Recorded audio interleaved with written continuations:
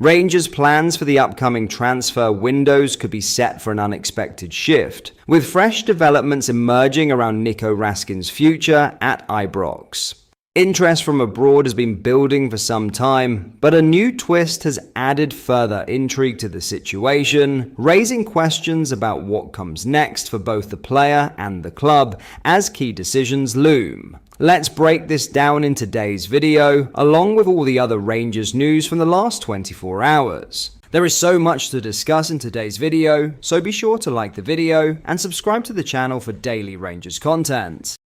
Besiktas' interest in Nico Raskin is gathering pace, but any potential move in the January transfer window appears increasingly complicated by Rangers' valuation and the wider context at Ibrox. The Super League side have identified the Belgian midfielder as a priority target as they look to strengthen their engine room, yet finances may ultimately prove decisive.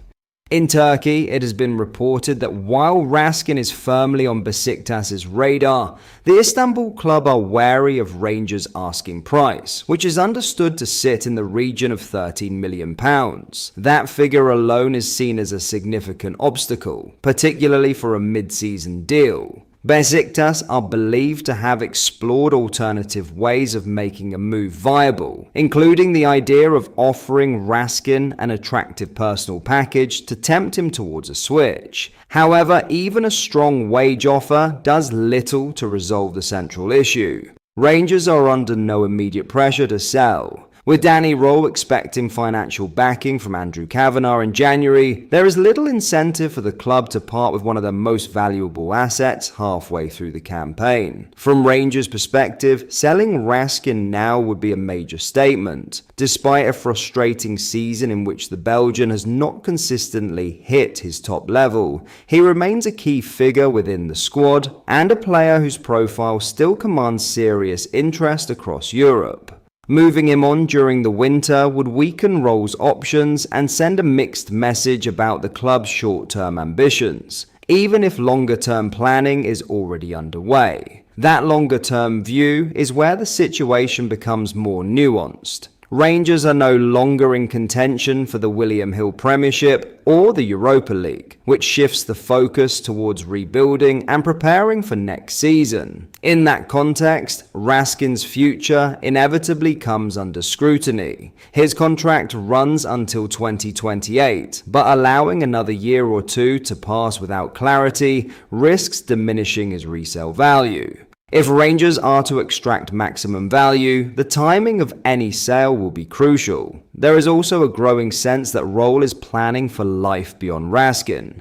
Tromsø midfielder Jens Hertogdal has emerged as a serious option, with the Norway under-21 international widely regarded as one of the standout young talents in the elite Syrian. His blend of technical quality, mobility, and physical presence makes him an appealing profile for Rangers' midfield evolution. Pau's Dalen Medda is another name under consideration, with the 23-year-old Frenchman enjoying a strong season and attracting attention for his consistency and development. All of this points towards a clear strategy at Ibrox. While Besiktas' interest is genuine, the financial realities make a January deal unlikely unless Rangers significantly soften their stance. For now, Raskin remains a valuable asset rather than a player being pushed towards the exit. Yet with planning for the future already well underway, his departure in the coming months feels less like a question of if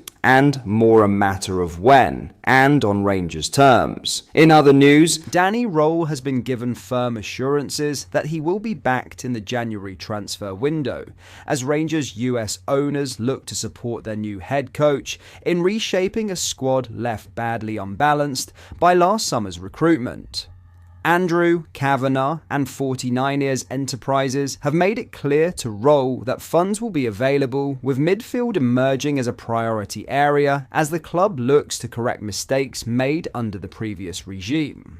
One familiar name already on the radar is Josh Windass. The 31-year-old Wrexham midfielder has emerged as a genuine target, with Roll keen on a reunion after previously working with Windass at Sheffield Wednesday. His experience, versatility, and knowledge of the club make him an attractive option, as Rangers seek proven performers capable of making an immediate impact. At the same time, Rangers' midfield plans appear to be evolving quickly. It has already been reported that Sheffield United are pushing to sign Joe Rothwell as they attempt to repair issues caused by the now sacked Russell Martin and Kevin Thelwell. With that situation developing, Rangers have accelerated their interest in alternative options. And one name now moving rapidly up the shortlist is Aiman Aecua. Aecua joined Saint-Etienne initially on loan from Sunderland in July 2024, before the French club activated their option to sign him permanently for £6.1 million, despite their relegation from League One.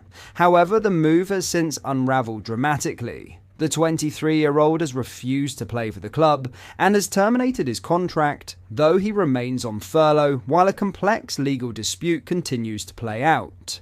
According to sources, both Rangers and Udinese have now initiated negotiations with Aecua as they monitor his situation closely. However, any potential deal remains on hold, while uncertainty surrounds his contractual status. The midfielder has not played competitively since May 17th, when Saint-Etienne was still in the French top flight. Foot Mercato report that Aecua continues to train independently and works daily with a personal trainer to maintain his fitness during the enforced layoff. They add that the legal situation is still hot, with a conciliation hearing at the Industrial Tribunal recently postponed until the first quarter of 2026, further prolonging the uncertainty over his immediate future. Standing at 6 feet 2 inches, Aecua offers a physical profile Rangers currently lack in midfield, and is also capable of filling in at centre-back when required.